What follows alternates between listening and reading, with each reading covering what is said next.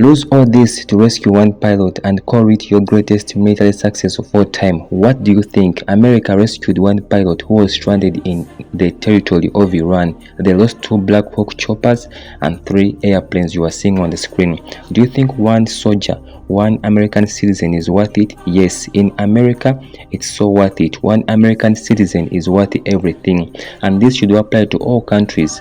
A person's life is worth everything. So, yes.